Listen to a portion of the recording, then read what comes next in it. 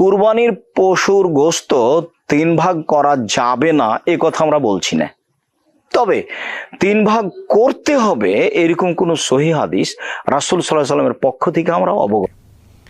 সূরাতুল হজে আল্লাহ সুবহানাহু ওয়া তাআলা ইরশাদ করেছেন ফাকুলু মিনহা ওয়া আত'ইমুল বাঈসাল ফাকির। অন্য আয়াতে তিনি ইরশাদ করেছেন ফাকুলু মিনহা ওয়া আত'ইমুল কানিআ ওয়াল মু'তার, যার অর্থ হলো তোমরা কোরবানির পশুর গোশত থেকে নিজেরা খাও এবং তোমাদের প্রতিবেশী, আত্মীয় স্বজন বা যারা দুস্থ নন এ ধরনের মানুষদেরকে খাওয়াও, হাদিয়া দাও, এবং যারা দুস্থ অসহায় গরিব মানুষ তাদেরকে দান করো।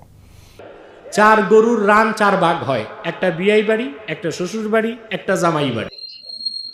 আসসালামু আলাইকুম ওয়া রাহমাতুল্লাহি ওয়া বারাকাতুহু। প্রিয় ভাই ও বোনেরা, আপনাদেরকে অসংখ্য ধন্যবাদ আজকের ভিডিওতে ক্লিক করার জন্য। আশা করি আপনারা সম্পূর্ণ ভিডিওটি দেখার চেষ্টা করবেন। বিষয়টি অতি গুরুত্বপূর্ণ আমাদের সকলের জন্য। আমরা সাধারণত কুরবানির মাংস 3 ভাগ করতে দেখেছি। আসলে কি কুরবানির মাংস 3 ভাগ করতে হবে এবং 3 ভাগ করা কি শরীয়তসম্মত, 3 ভাগ না করলে কুরবানি আদায় হবে না, এ বিষয়ের উপর আজকে আমরা শুনবো। আলোচনা করবেন আমাদের শেখ আব্দুর রাজ্জাক বিন ইউসুফ সাহেব, এনায়েতুল্লাহ আব্বাসী সাহেব, শেখ আহমদুল্লাহ সাহেব এবং কাজী ইব্রাহিম সাহেব।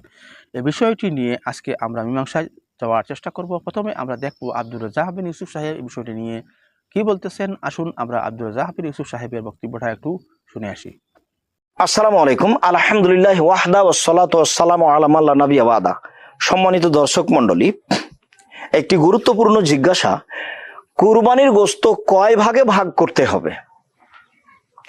আমরা তো সমাজে কুরবানির গোশত 3 ভাগের ভাগ করতে দেখছি। মনে হচ্ছে যেন এটা যুগ যুগ ধরে একটা নিয়ম চলে আসছে। 3 ভাগের ভাগ করে 2 ভাগ নিয়ে আসা হয় আর 1 ভাগ জনগণের মাঝে রেখে আসা হয়।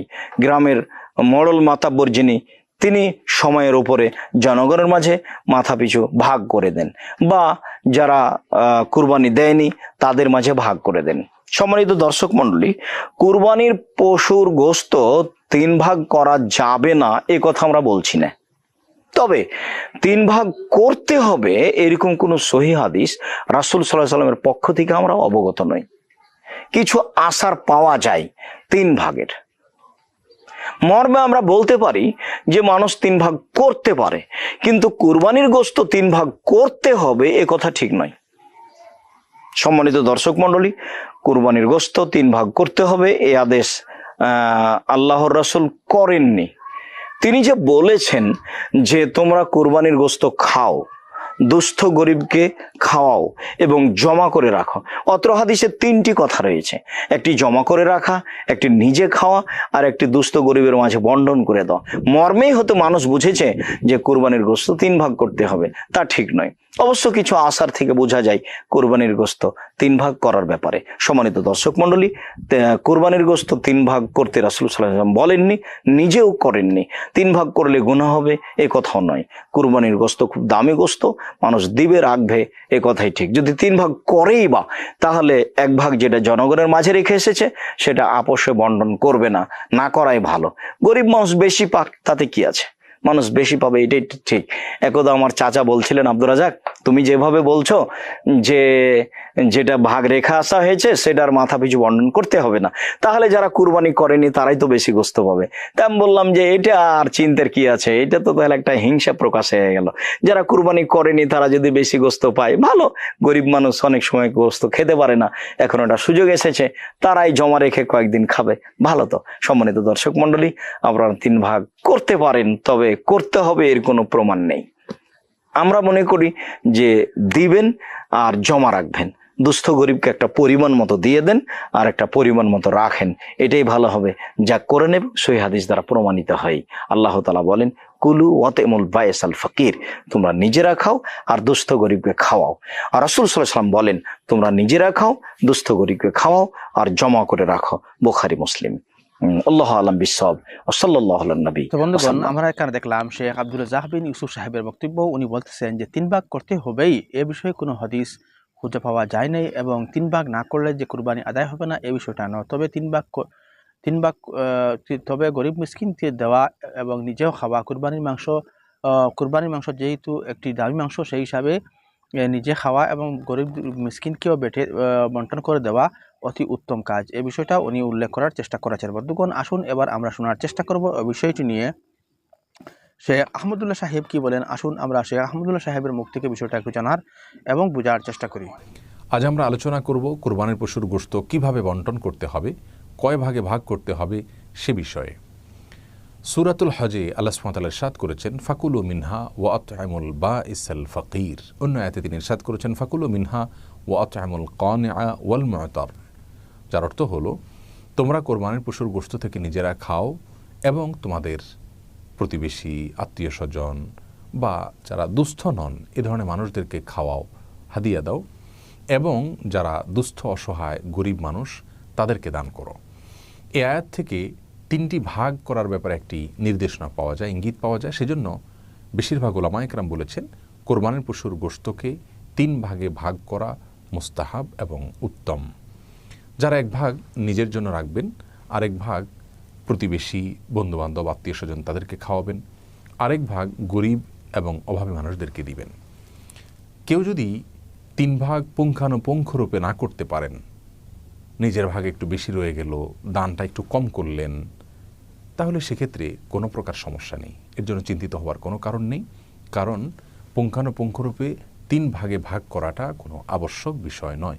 আপনি অনুমান করে 3 ভাগে ভাগ করতে পারেন, অথবা 2 ভাগেও ভাগ করতে পারেন, অথবা ভাগ নাও করতে পারেন, কিছু দিলেন আর বেশিরভাগ রেখে দিলেন, বা বেশিরভাগ দিয়ে দিলেন সামান্য কিছু রেখে দিলেন, সেই স্বাধীনতাও আপনার রয়েছে।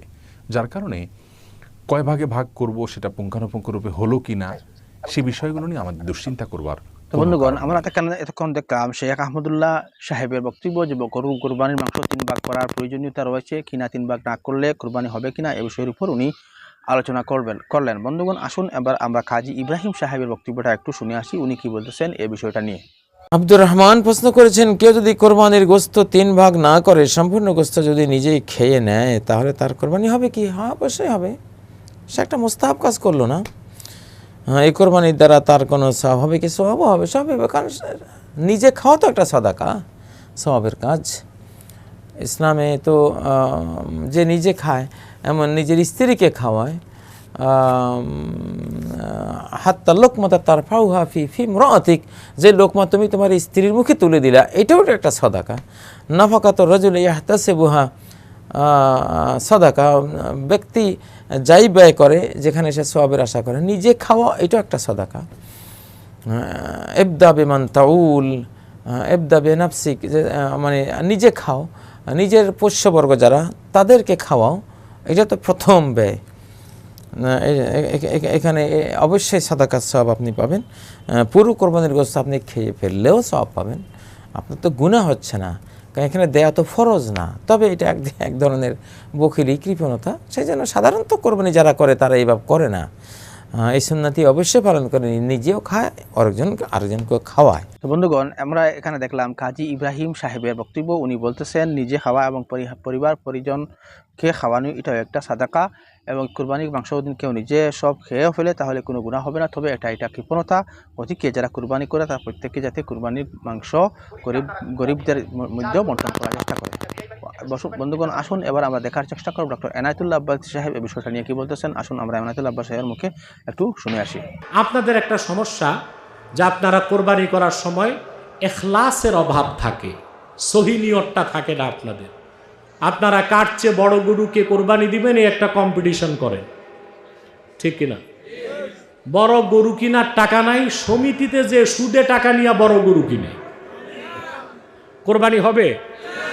ওই কোরবানি দিলে সওয়াব হবে? সওয়াব তো দূরে থাকি, ইমান নষ্ট হয়ে যাবে। আপনার যতটুকু সাধ্য আছে হালাল পবিত্র টাকা দিয়ে আপনি ওই রকম কোরবানি করবেন। কিছু পারেন না একটা বকরি কোরবানি করবেন, কারণ আপনার গোশত রক্ত কিছুই তো আল্লাহর কাছে যাবে না। যাবে কি? লা ইয়ানালুল্লাহা লুহুমুহা ওয়ালা দিমাউহা ওয়ালাকিন ইয়ানালুহুত তাকওয়া মিনকুম। কখনোই তোমাদের কোরবানির পশুর গোশত এবং রক্ত আল্লাহর কাছে পৌঁছবে না। যেটা পৌঁছবে সেটা হলো তাকওয়া। কি পৌঁছবে? নেক নিয়ত। কি পৌঁছবে? অথবা আপনারা যারা কোরবানির পশু কিনেছেন এখনো নিয়তে গড়বড় আছে, ঈদগাহ থেকে যাওয়ার আগে নিয়তটা ঠিক করে ফেলেন। পারবেন না ইনশাল্লাহ? 2, গোস্ত বন্টনের আদব হচ্ছে 3 ভাগ করবেন, নিজে 1 ভাগ রাখবেন, আত্মীয়কে 1 ভাগ দিবেন, গরিবকে 1 ভাগ দিবেন। গরিবকে আপনারা খুব কমই দেন। 4 গরুর রান 4 ভাগ হয়, একটা বিয়াই বাড়ি, একটা শ্বশুর বাড়ি, একটা জামাই বাড়ি, ঠিক কিনা? আর একটা মেয়ের বাড়ি। তো গরিবকে দিলেন কি না, অন্তত বছরে 1 বার গরিবকে গোস্ত খাওয়ার সুযোগ করে দিবেন। পারবেন না ইনশাল্লাহ? সবচেয়ে নফলের মধ্যে সবচেয়ে দামি আমলগুলোর একটা হচ্ছে গরিব মিসকিনকে খাওয়ানো। সুবহান। বুখারী শরীফের হাদিস, এক ব্যক্তি রাসূল করিম সাল্লাল্লাহু আলাইহি ওয়াসাল্লামের কাছে এসে বললেন, ইয়া রাসূলুল্লাহ সাল্লাল্লাহু আলাইহি ওয়াসাল্লাম, ইসলামের সর্বোৎকৃষ্ট আমল কোনটি? আল্লাহর হাবিব বললেন, তুতঈমুত তাআম ওয়া তাকরাউস সালাম আলা মান আরাফতা ওয়া মান লাম তারিফ। তুমি মানুষকে, মুমিন মুসলমানকে খাদ্য খাওয়াবে, আর যাকে চিনো না, যদি মুসলিম হয় তাকে সালাম দিবে। তাহলে গরিব, অভাবী, মিসকিন, ক্ষুধার্ত মানুষকে যদি আপনার কোরবানির গোশত দিয়ে সহযোগিতা করেন, মেহমানদারি করেন, সওয়াব অনেক বেড়ে যাবে। তো বন্ধুগণ, পারবেন তো আমরা ইনশাআল্লাহ? এখানে দেখলাম ডক্টর এনায়েতুল্লাহ আব্বাস সাহেবের খুব সুন্দর আলোচনা। উনি বলতেছেন যে কুরবানির মাংস অবশ্যই গরিবকে দেবেন, কারণ আমরা অনেক সময় কুরবানি কম্পিটিশনের মধ্যে পড়ে যাই এবং সমাজ থেকে ঋণ করে এনেও আমরা কুরবানির পশু বড় কেনার চেষ্টা করি। এটা কুরবানি হবে না, এটা আরও উল্টা গুনাহ হবে। এবং কুরবানি দেওয়ার পর আমরা প্রায় মেয়ের জামাইয়ের বাড়ি, শ্বশুর বাড়ি এরকম কুরবানির মাংস গুস্ত বন্টন করে দিই, কিন্তু গরিব মিসকিনদের জন্য আমরা কিছুই রাখি না। এটা অত্যন্ত খারাপ বিষয়। আমরা গরিবদেরকেও খাওয়ানোর চেষ্টা করব এবং গরিবদেরকেও দেওয়ার চেষ্টা করব। বন্ধুগণ, আপনি কুরবানির মাংস 3 ভাগ করেন কিনা, আপনাদের এলাকায় 3 ভাগ করা হয় কিনা এবং কীভাবে বন্টন করেন তা ভিডিওর কমেন্টে অবশ্যই জানার চেষ্টা করবেন এবং ভিডিওটি কোন জায়গা থেকে দেখতেছেন তা উল্লেখ করার চেষ্টা করবেন। বন্ধুগণ, চ্যানেল যদি নতুন এসে দেখেন, অনুগ্রহ করে চ্যানেলটাকে সাবস্ক্রাইব করে আমাদের সঙ্গে থাকবেন এবং আজকের এই বিষয়টি আপনাদের ফেসবুক, হোয়াটসঅ্যাপ, ইনস্টাগ্রামে শেয়ার করে সকলকে দেখার সুযোগ করে দিবেন। আসসালামু আলাইকুম ওয়া রাহমাতুল্লাহি ওয়া বারাকাতুহু।